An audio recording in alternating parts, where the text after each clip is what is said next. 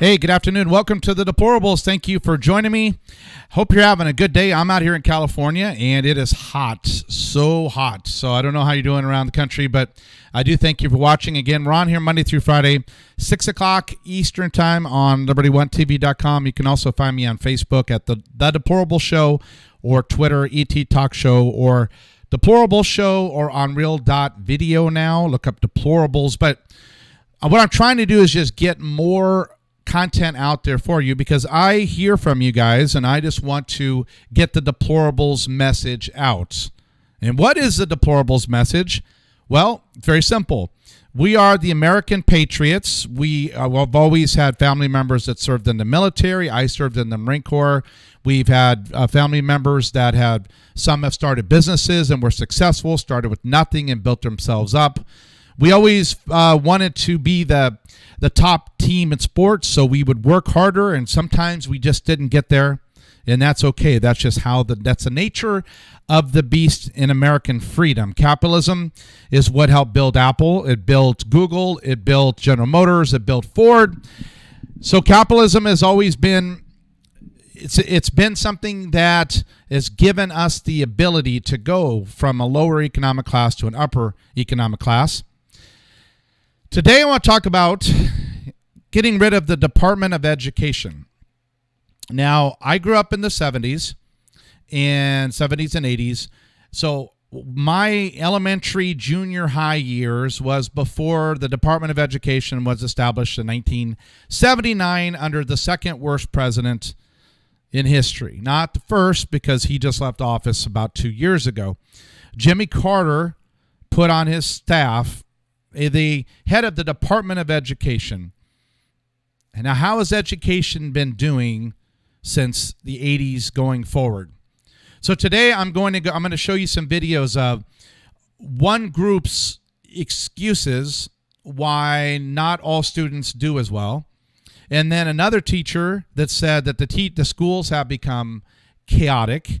And then we're going to look at the President Trump actually spoke about during the election, getting rid of the Department of Education. Rand Paul's wanted to get rid of it for a long time.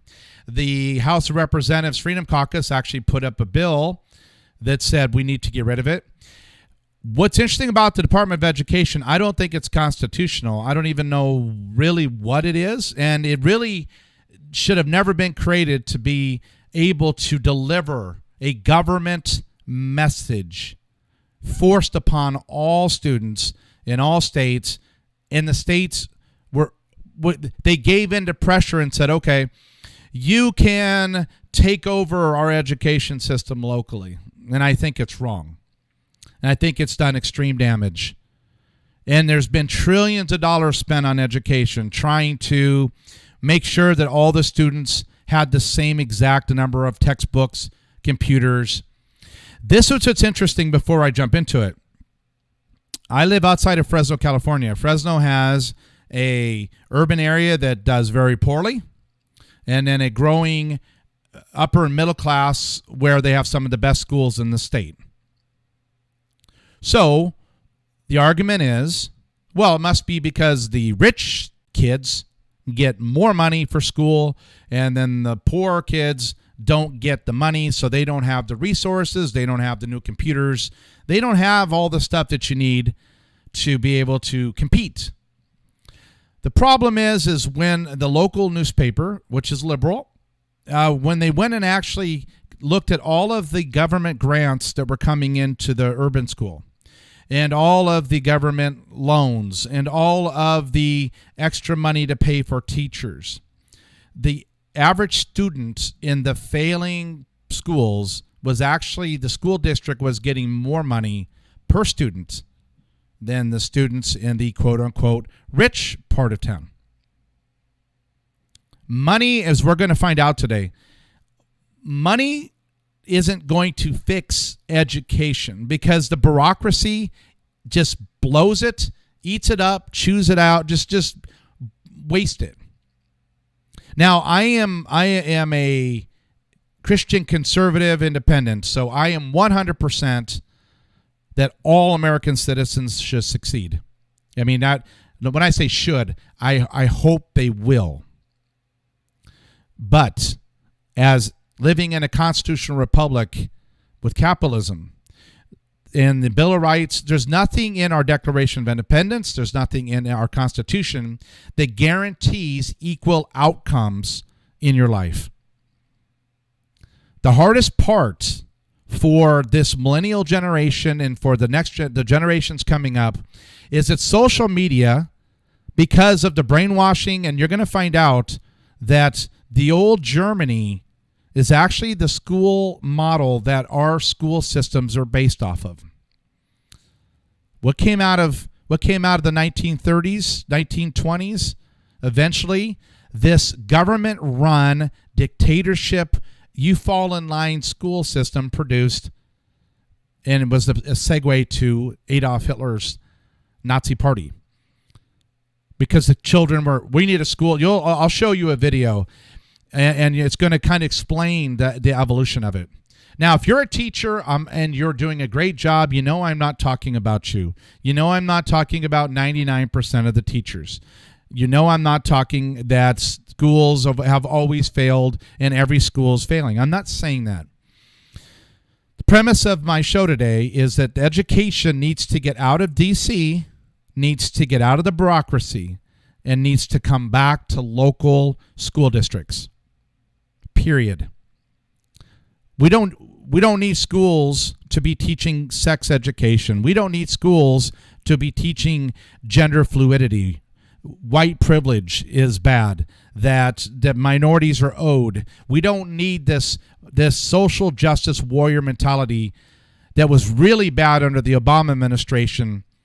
It has obviously calmed down a little bit under DeVos, but there's no purpose for it. And it's expensive, it's wasteful, it's producing not very good grades, especially in elementary, junior high school.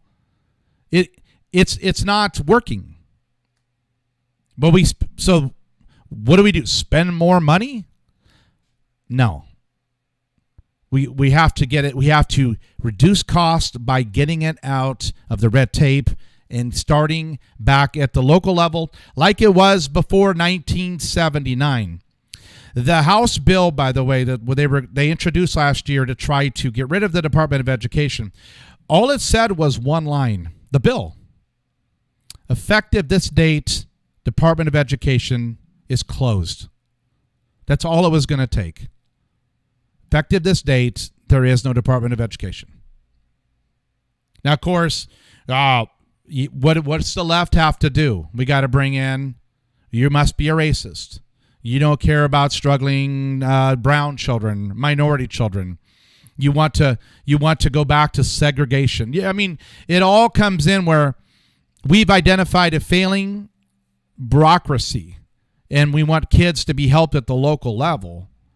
But what the teachers' unions and the big money wants is for us to be labeled as just bad people again, and that's the only reason why possibly we would want to do this is because we're racist.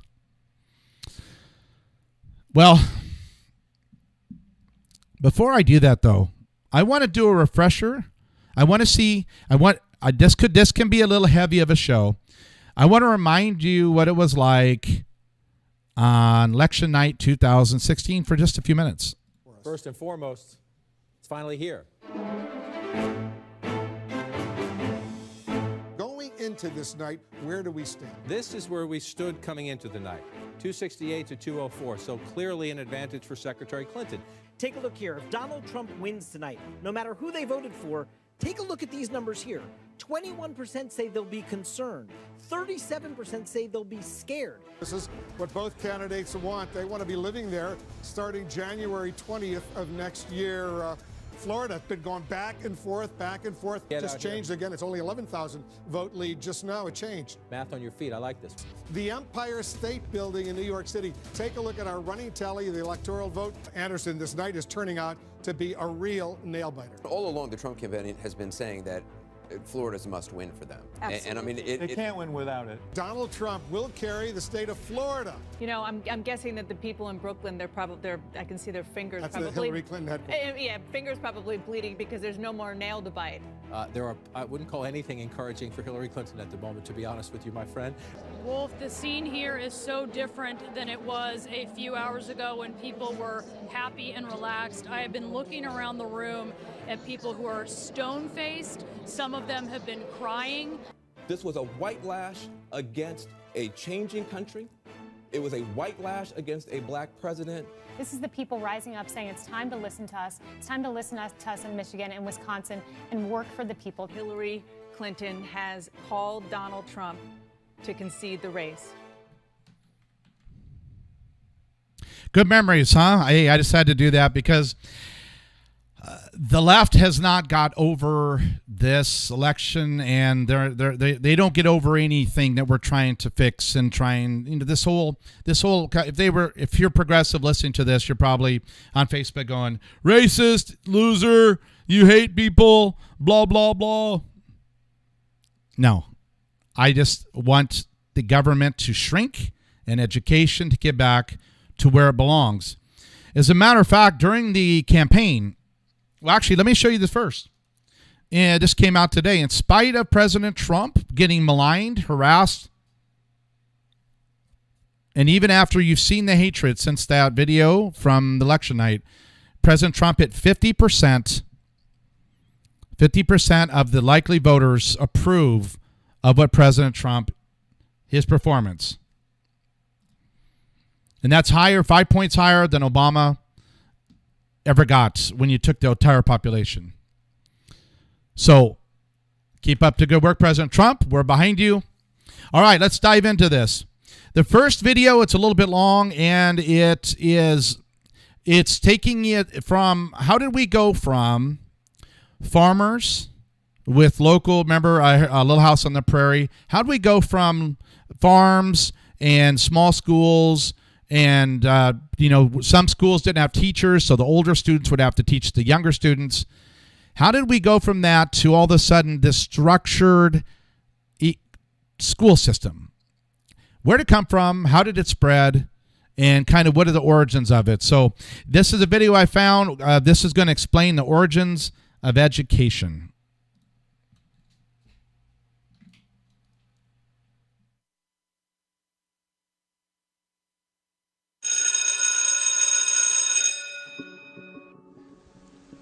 And now we come to the great man himself, a man history records as being instrumental in the creation of America's public education system.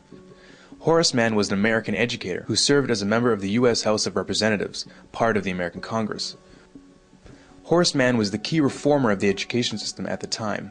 In 1837, he became the head of the newly created Board of Education in Massachusetts, where he began the work that would eventually earn him the title as the Father of American Public Education. After reading through the educational models of different countries, Mann finally hears about a particularly successful style that had been developed in Prussia, which is now modern-day Germany. The Prussian system had shown to be such a success for the government's purposes that, accompanied by a few other educators, Horace Mann travels to Germany to investigate. Upon their return to the United States, they lobbied heavily to have the Prussian model adopted. All in favor, say aye. Interest in Prussia had also been growing in the northern half of the continent. Around this time, the Canadian Superintendent of Schools, Egerton Ryerson, traveled to Prussia in search of a new model of education. His journeys also included visiting Horace Mann in Massachusetts to further examine the system he would eventually adopt.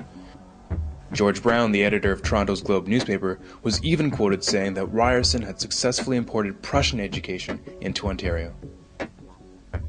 During the next 30 years or so, a whole line of American dignitaries came to Germany to earn degrees.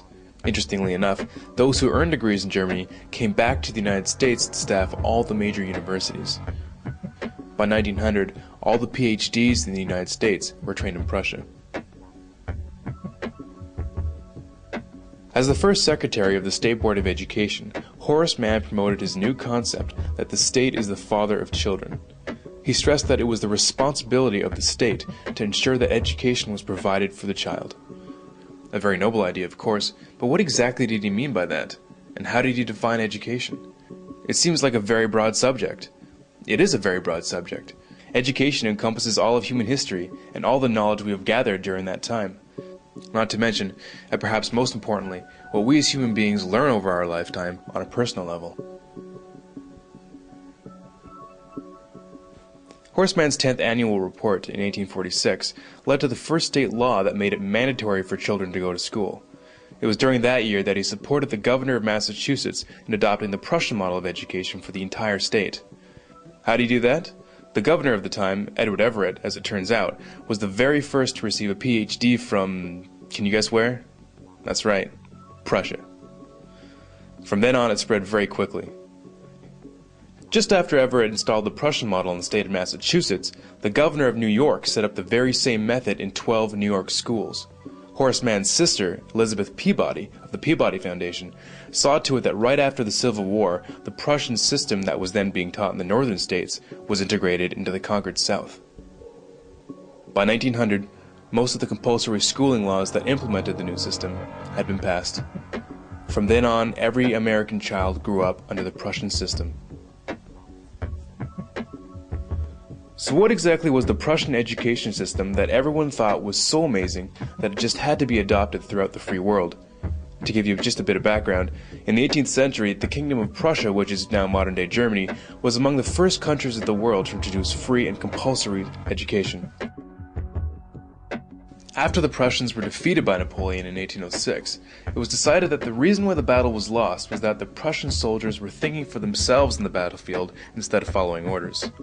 To make sure that this couldn't happen again, a new 8-year system of schooling was created.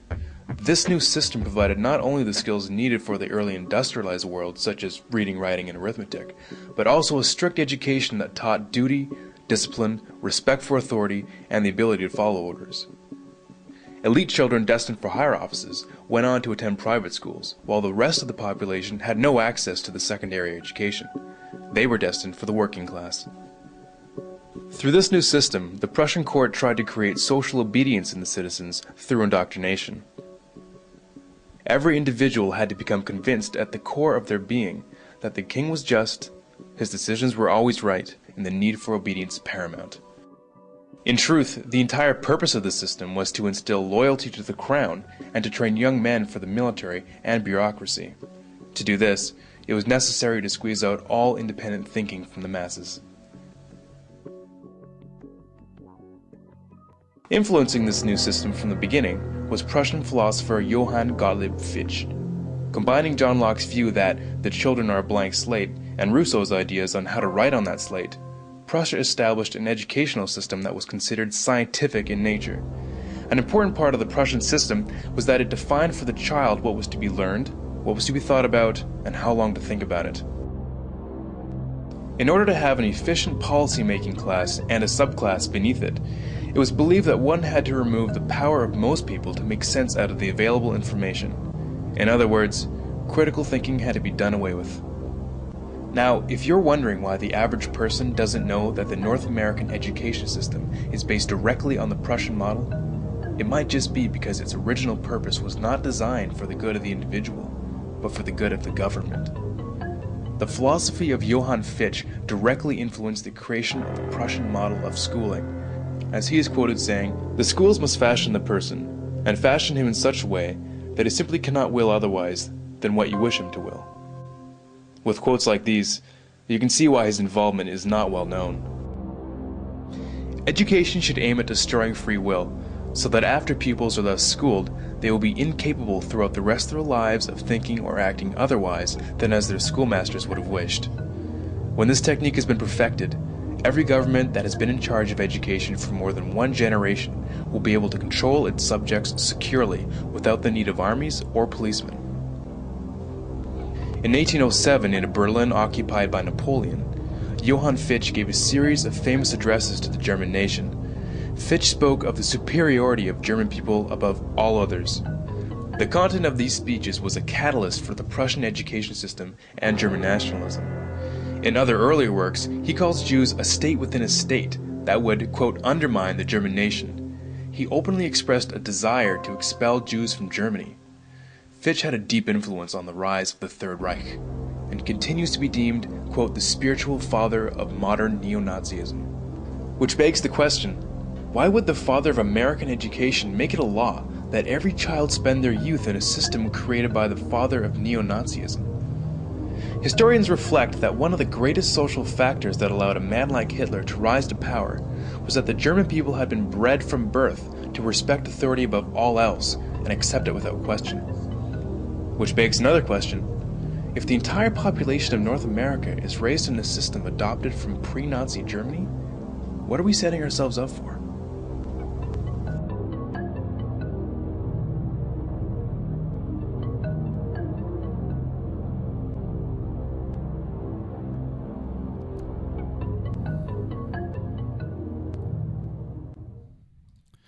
Okay, I know. That's a little dark, and okay, I know.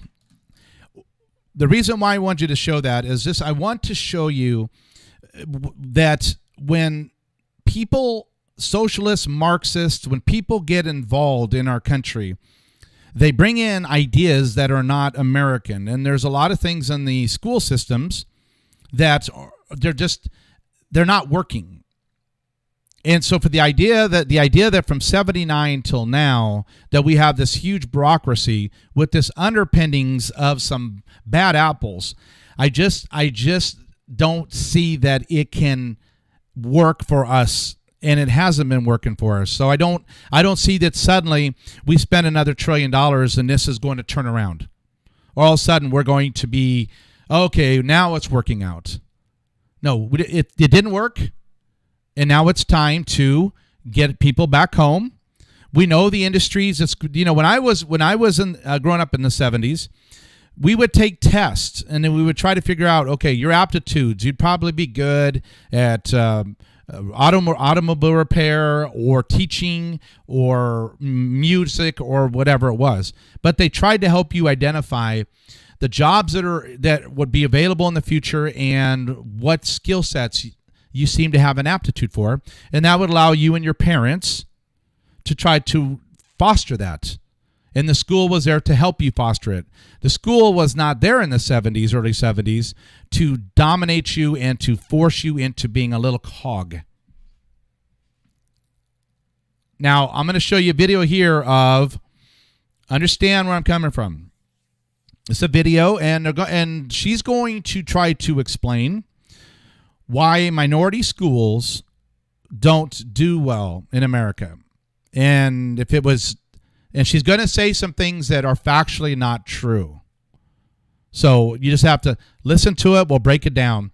But why this is important is because the socialists in our country are going to say the children are disadvantaged in certain schools. Universal. Yes, there's going to be a school here and there where the state doesn't have money, but they're talking kind of universal. So like a black or Latino majority school in Fresno or in Brooklyn or in Alabama, they're not going to have as much money, which I already dispelled that. So they don't have the resources. Listen to the ideas though when you're listening. Just listen critically. For example, one of the arguments is that minority teachers have been leaving the schools and not teaching. That's for some reason that's a problem with the system. So they're going to try to explain that why that's happening versus, why are certain groups, why do they drop out of school more often? Why is the school not equipped to deal with it? It's this huge government mentality in certain parts of our culture that government education, the government-run medical, this all needs to be controlling our lives. It's up to the government to make sure education's flawless for everybody, that we have free medical for everybody. But look how the VA worked out when it came to medical. Look how schools are working out. You'll hear about some schools in the lower income parts of town closed due to failing grades.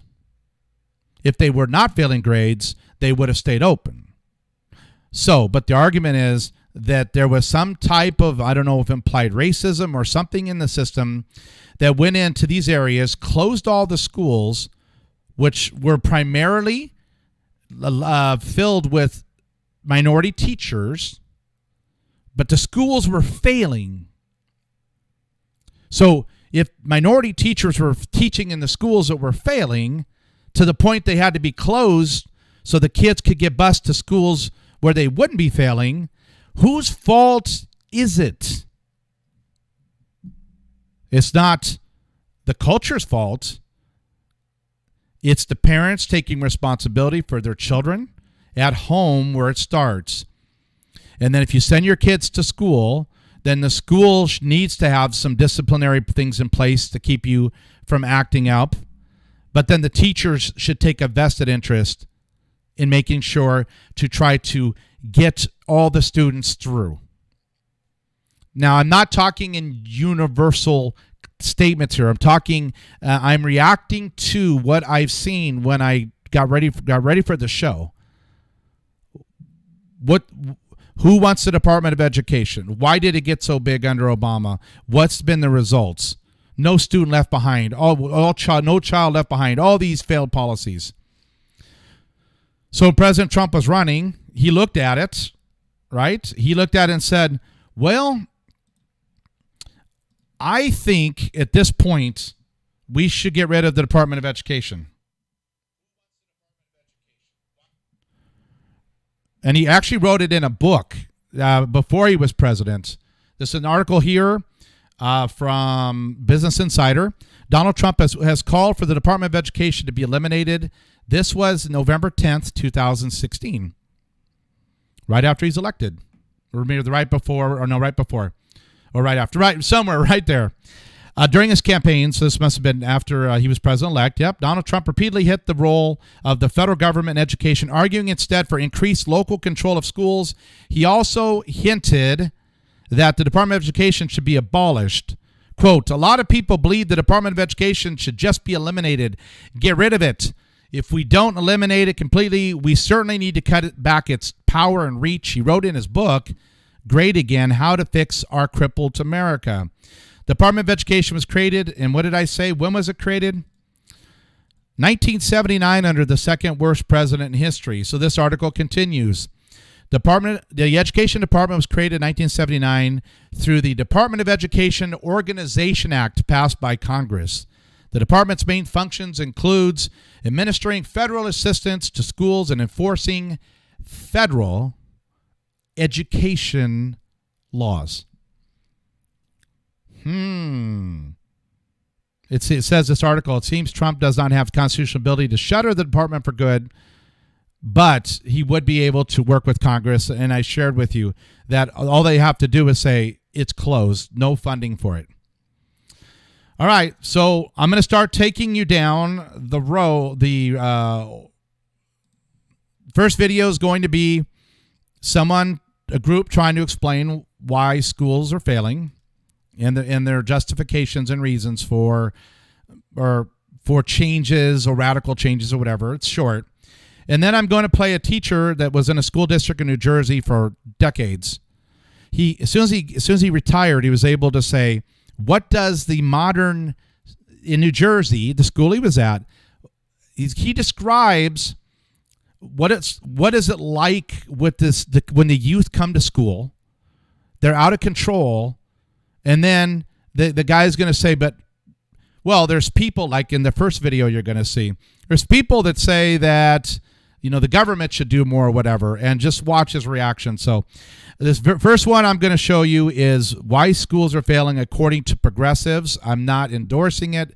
I want you to listen to what they're saying, and then we'll be able to talk about it when it's over. All our lives, we're told that education is the key to success and that having a high school and college diploma will open up career doors. But not everyone gets the same access to a good, quality public education. Growing up, being in Chicago public schools, I always was in classrooms feeling like, I wasn't learning anything. Hey guys, I'm Dina, this is AJ Plus, and today we're looking at the challenges that students of color face trying to get an education in our school system. People of color make up 40% of our student population, but only 17% of our teaching force. And that's a major obstacle preventing students from getting an equal education because a lack of teacher diversity impacts student performance. In the last decade, we've lost 26,000 African American teachers, even though teaching as a profession has been growing. AJ Plus recently visited Chicago, a city that's lost 40% of its black teachers since 2002. We spoke to G2 Brown, a community activist there, who told us how the schools have changed in his lifetime. Went to elementary school with a diverse teaching staff, so I had the veteran black teachers, but I had white teachers. I had a Puerto Rican teacher, right? I had love from all shades, but I was able to look at a teacher and see myself, which is dangerous today because with the advent of privatization, black teachers are disappearing from the public school system. And so that's my son's reality. This is also the reality for students all over the United States, including New Orleans, which has lost more than 60% of its black teachers, and Los Angeles, where there's been a 33% decrease since 2002. So why is this happening? Well, many factors are contributing to the decline, including low retention rates for black teachers. These losses are also the result of the massive restructuring of education that's taken place in the last few years, including the closing of low-performing schools and their replacement with charter schools. Many of these low-performing schools were staffed with minority teachers who had roots in the community, and when they're gone, students suffer. In addition to providing students of color with strong role models, the number of black teachers directly influences how black students perform academically. It significantly decreases the likelihood of black male youth from dropping out of high school. And a Vanderbilt study found that black students were enrolled in gifted programs half as often as their white peers, even when they had the same achievement scores. But that gap narrowed dramatically when high-achieving black students had a black teacher. Other studies have shown that white teachers have lower expectations for their black students, assuming they won't graduate from high school or earn a college degree, and that those lower standards may be self-fulfilling prophecies. You're supposed to look at that little boy, and despite the fact that little boy may not comb his hair, despite the fact that little boy doesn't talk a lot, you have to watch them, you have to engage with their child, so you start realizing what they do well. Then you use what they do well to build their sense of self, and then you begin to challenge them to do more. The number of minority teachers also impacts how students of color are disciplined. And discipline plays a critical role in this equation because it determines whether or not students are in the classroom at all. You may have heard of zero-tolerance policies, a trend among schools to crack down on minor infractions with harsh penalties, like suspension for being late or violating the dress code. The rise of these policies nationwide led to a doubling in the number of students suspended between 1974 and 2001. Zero tolerance also resulted in the increased presence of police officers in schools, which is another part of a trend you may have heard about, the school-to-prison pipeline. The school-to-prison pipeline describes how students are increasingly being punished in the juvenile or criminal justice systems rather than by school officials for things like cutting class. This is a problem because it labels kids criminals and tends to push them out of the education system altogether. And these policies are disproportionately applied to minority students. A report by the U.S. Department of Education found that black students are suspended and expelled 3 times more often than white students. And the race of teachers also plays a role. A researcher at the University of California, Santa Barbara, found that black students are more likely to be considered, quote, disruptive than white students. But this changes if a black student has a teacher who's of the same race. All of these factors are on top of a bigger problem, a segregated education system. After years of efforts to desegregate America's schools, there's still proof that things are starting to look like they once did, separate and unequal. Brown versus Board of Education was supposed to fix this, but 6 decades later, studies repeatedly show that schools responsible for the education of black and Latino children are underserved, underfunded, and often without experienced teachers. Today, the average white student attends a school in which 75% of their peers are also white. Meanwhile, black and Latino students typically attend schools where their peers are 2/3 people of color and less than 1/3 white. That means that schools today are almost as segregated as they were in the 1960s. So what happened exactly? Well, in short, there was limited oversight of these desegregation efforts. In 1970,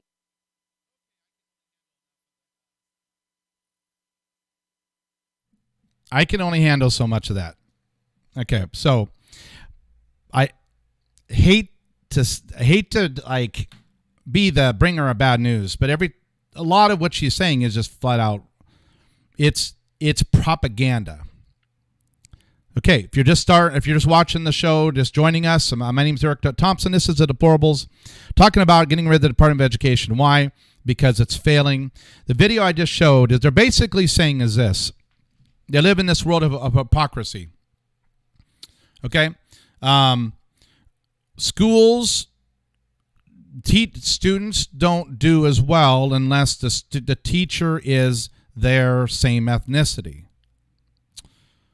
Teachers that were running schools in certain parts of town that were failing ended up losing their jobs because the government, the school district said, you have the worst performing students grade-wise, so we're going to move them to charter schools.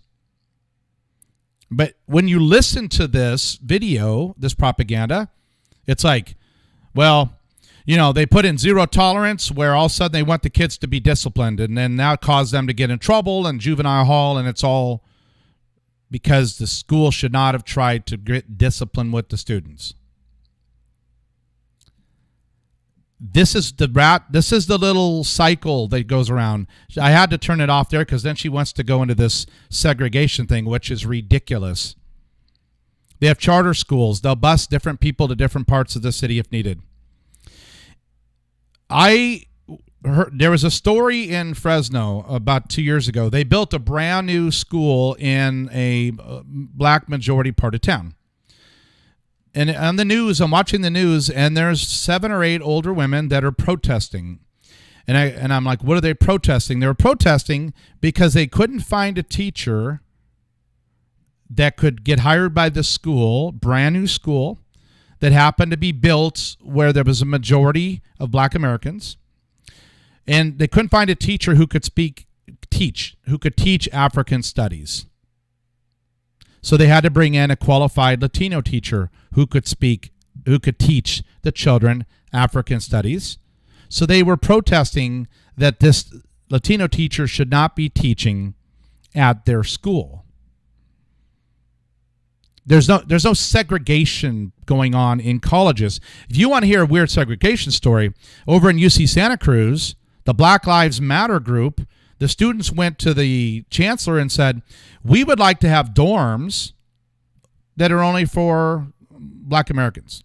We don't want any Asians, whites, or Hispanics living in the dorms with us. And they gave it to them. There's schools failing, Latino schools in California, because they don't speak English. Their parents are 10th grade educated. So we've spent a lot of money, and I'll show you an article before we're done. More money is not going to fix this. It's it's getting the regulations out, getting it back to the communities. Now, because listen to this. How much do you think we're spending at the Department of Education? How much do you think the budget is? What if we could free up the money of the Department of Education, leave it in the states to be used to educate the children? I did a quick search on Google. $107 billion. That was as of 2012. You know what's higher than that now? Federal government spent $107 million in education in 2012. $107 billion. Now, here comes a teacher that retired, and you just heard the reasons why this liberal think tank said schools are failing. Not blaming the teachers unions, not blaming the curriculum, not blaming they're blaming the attempt to put discipline in the students' lives as a problem. So here's a teacher, and this is him describing what did the schools turn into as he progressed in his 27 years of teaching. If we're to walk into that high school, what would we see? You'd shake your head. You couldn't believe it was a school. You cannot believe that this could absolutely be going on. Because we'd see what? You'd see chaos. You see kids literally screaming and yelling, rolling in the hallway, swearing, cursing, wrestling, sometimes fighting, and you'll see no administration. You were a teacher for 27 years in Paterson, New Jersey, right? Correct. And you said that you didn't feel comfortable talking about your experiences until now. Why? I'm retired now. As of July, I'm retired. I did contact you at one time, and I backed off because I was scared. I was afraid I could lose my job. Let's get into some of the specifics. And this was at JFK High School in Patterson where you taught. Correct. The entire 27 years. The entire time. You talk about student absences that go on in that high school all the time and kids cutting class. Tell me what you mean. The attendance is absolutely horrible. There's a 20-day attendance policy. It doesn't mean a thing. Kids don't have to show up for class. They cut. I'll have kids with maybe 30, 40, 50, 60 days of absence, maybe another 20 or 30 days of cuts, and sometimes they're even suspended. So when it comes time to the end of the year, I fail them, and then I'm asked, what can we do about passing them? I said, how can you pass them? They weren't here. Right. This document you handed me said you counted up all the absences and the cuts. Correct. And what you're telling us in this document is that on average, the average kid was absent 21 days and then cut, which means they were in school but not in your class. Correct. Another 12 days. At least. Meaning over 33 days was the average, not either absent or cut out of your class, that a kid was registered to be in your school, registered to be in your class, and not there on average 33 days. That's absolutely correct. What does administration say about this? You presented this to them. I send them documentation every marking period, just like the documentation I gave you. So they have it every marking period, what's going on. It's just overlooked. They could care less. Because I know at the end of the year, they will still graduate, especially if they were a senior. Is this 1 year an exception in your 27-year No. history? You give an example of kids who aren't in your class, they don't show up to take the test, and administration says they're in a different class. Explain that story. I had a senior, absolutely did nothing. The guidance counselor came up to me and asked me, what can we do to have this kid pass? And I just said, I won't. I finally gave in, and I said, he has to come in for the next 2 weeks early, and I will give him work, and he has to make up all his time. And then the next day, he doesn't show up. So the following day, my supervisor will come to see me, and he goes, well, what can we do to pass? I said, nothing. I said, he's got all these days out. I made a deal with his guidance counselor. He didn't do that, absolutely nothing. Then it turns out, I find out that they pulled him out of my class. They made some sort of arrangements with scheduling, saying that he's no longer in my class, and now he's in art appreciation. There is no such class. And then, being that he's in that class, he passed. You're saying they invented a class just to give this kid credits? Yeah. So they could, and why are they doing all this? To keep the numbers up, to say, look, we always had a very low graduation rate. Like I said, especially with seniors, so they want the numbers to go up. We're usually around 300, maybe a little over 300. They just want those numbers. Okay, so that goes on a little bit longer. I think you get the point, right? The teachers' unions run the school districts. The unions, they give tenure for their teachers. So if you're a bad teacher, but you can make it long enough, you can't get fired because of the bureaucracy. No local school system is going to sit there and let teachers destroy their children's lives by not educating them.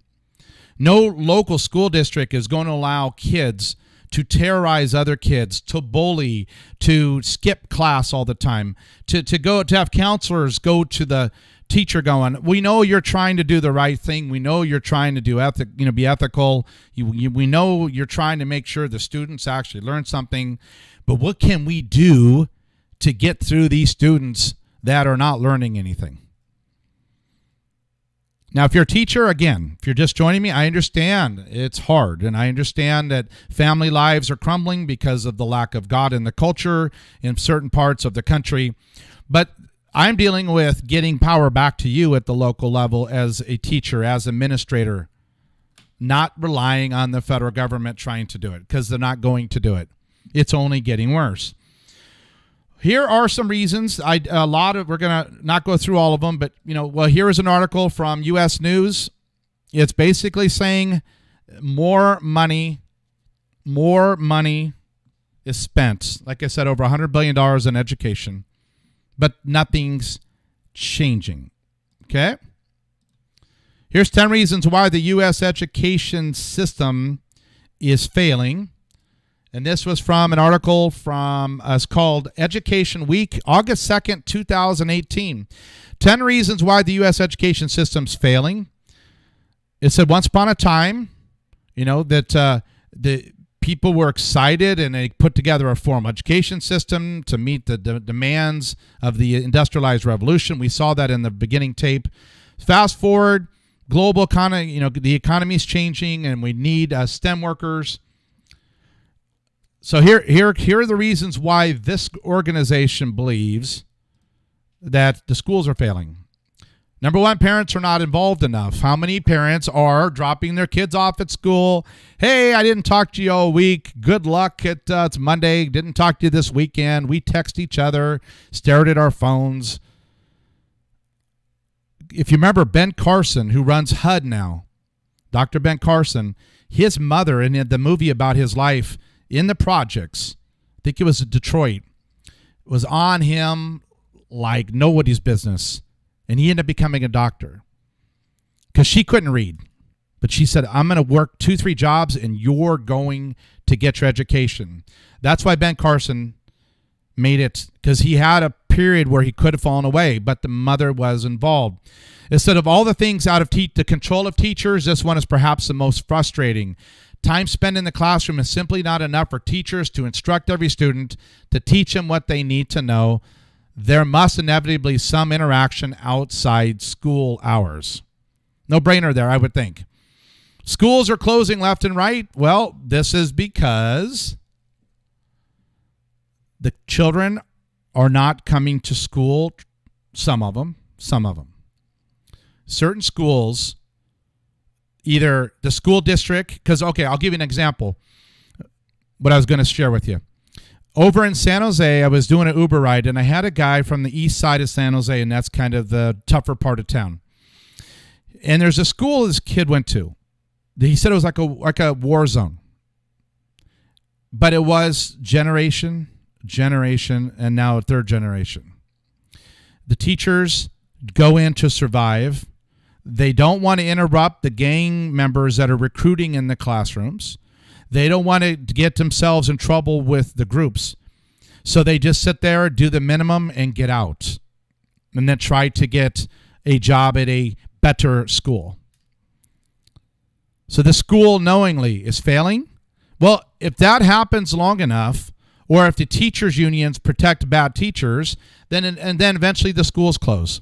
So the number 2 reason why is the schools are closing left and right. So the kids have to be bused. And then if you're a socialist like the First Lady, then you blame the fact that if the teacher's not the same color as the students can't learn very well. Our schools are overcrowded. This is a no-brainer. Why are the schools overcrowded in metro areas? Let me see. Oh, legal immigration. Yes. Schools are overcrowded. Too many kids. And since they don't pay a lot of taxes, not a lot of money to build new buildings, because in the California, to go buy land to build a school is very expensive. So they open charter schools, smaller schools instead, which is trying to help the overcrowding. But if more people keep pouring in, and the illegal aliens are having 4 or 5 children, as they get older, the elementary schools get overrun. But they're not paying taxes. A lot of them are getting paid to be here. Technology comes with its downsides. The technology is it's requiring that the students must turn it up a notch, get familiar with the technology. Not all schools have $1 million to go buy iPads or so many millions of dollars to buy advanced computers. Well, that's what that lady was saying. No, that's not what it's saying. Because Ben Carson, in the projects, didn't have much. Because of his will, because he wanted it, because of his parental support, he made it. School spending is stagnant. When the budget's broke, you don't have the money. When you have a lot of social services, You don't have a lot of money for other things. When you have the Department of Education getting over $100 billion a year, you don't have a lot of money for local schools. There's a lack of teacher education innovation. Stands to reason as students are changing, teachers must change. I saw a study last year, a percentage of the teachers, I don't know if it was 20, 30, 40% of the teachers that took the competency test for their grades were failing classes. They couldn't pass their proficiency testing. But yet the school's like, well, Julie, Johnny, we'll work that out. Just don't worry about it. Because in the end, we'll just have a guidance counselor come in the room and say, what do we got to do to get him through? Yes, they skipped class. Yes, they didn't do their homework. Yes, they don't know anything. Well, what do we have to do to get them through? It's because nationalized education is propaganda. It's wasteful, and it's not working. 80% of the students are graduating high school, yes, yet less half the students are ready for what's next. This, like I said, this is an article from Education Week, Teachers Newsletter. 80% of students are graduating high school, yes, half of them are not ready for what's next. The U.S. Education Department reports that a high school graduation rate is at an all-time high, 80%. 4 out of 5 students are successful in study completions and graduate within the 4 years. While these statistics sound like a reason for a standing ovation, they're overshadowed by the crisis that's sweeping the U.S. While 80% receive a diploma, less than half of those are proficient to read and complete math problems. Some students are lost to the school to prison pipeline. Of course, that's the school's fault. That the students are acting up, getting detention, getting in trouble, don't come to school, get expelled, get in more trouble, go to juvie, go to prison. That's the school's fault somehow. And there's a nationwide school gender, blah, blah, blah. So this is their reasons why. There's other places, 9 reasons why. I mean, everyone's got reasons.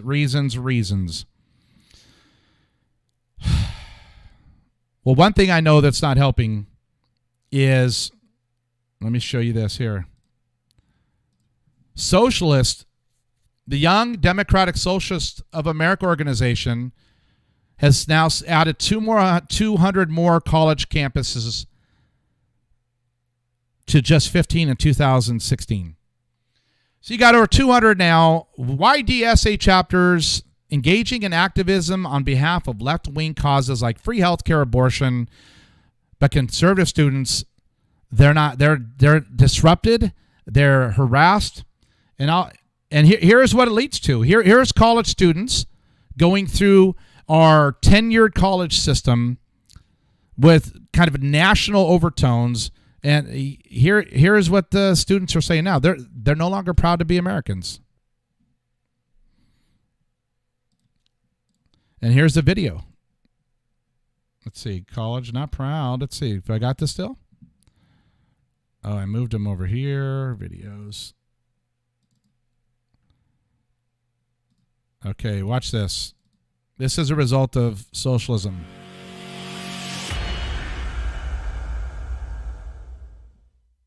I'm Calvin Phillips with Campus Reform. Today we're in New York City with the 4th of July coming up, talking to college students about whether they're proud to be an American. What will they have to say? Let's find out. Do you consider yourself today proud to be an American? Oh boy, that's a tough question. No. No, not in the America we have right now. Yeah. No, I'm not proud. No. Are you proud to be an American? Definitely not. No, I'm not proud of America. I'm not proud of what we've done. Would you consider yourself proud to be an American? I'm gonna go with no, especially like recently. At the end of the day, I guess I would say no. I wouldn't necessarily say I'm proud. I think we need to stop thinking that we're the best nation on earth because that's just egotistical and it's not accurate. We're pretty great though. We're close. Things that are America, like I don't want to associate myself with. Patriotic views about America when it really comes down to it, I feel like it's more just like a tool to be used to get people to join the army. And what about America right now would you consider yourself not proud of? I mean, I think the answer is pretty obvious. Just look at the news. There's a plethora of things that are going wrong. Orphan border issues. Got it. So were you not proud when Obama did it 5 years ago?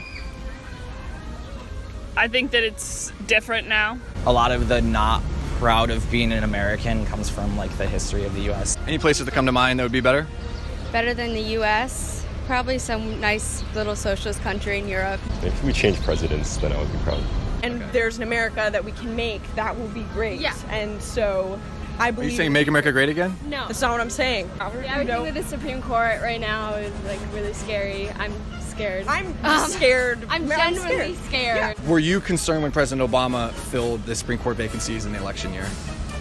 No. In the past, were you proud to be an American, and what made you more proud then? I guess it was just ignorance. I had no idea how many people in this country were so far right and discriminatory. And I would first of all reverse everything Trump has done, every executive action. I'd reverse everything he's done right now. Okay. Would that crash the economy though? Things are going pretty well right now in the economy. Those are like pretty longitudinal. I don't think anything beneficial has been his doing at all. What could be done to make you proud of your country?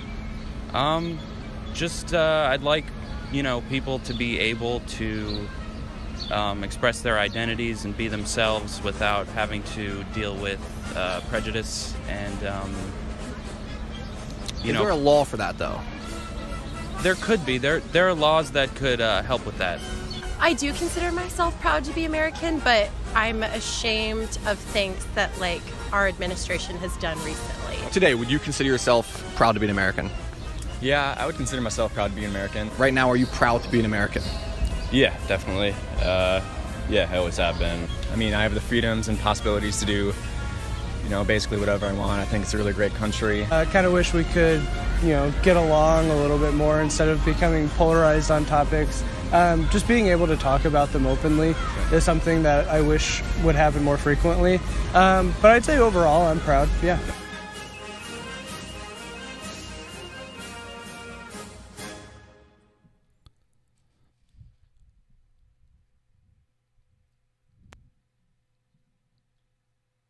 Well, there you go. There's the students that are coming through the college system, and well, what happened? Well, I was ignorant, but now I've been taught by the colleges, and now I don't like our country, or I would like our country because they've been taught that white privilege exists, that there's a still prejudice against or women are paid less, pay gaps, or there's all these things that they get hit with all day.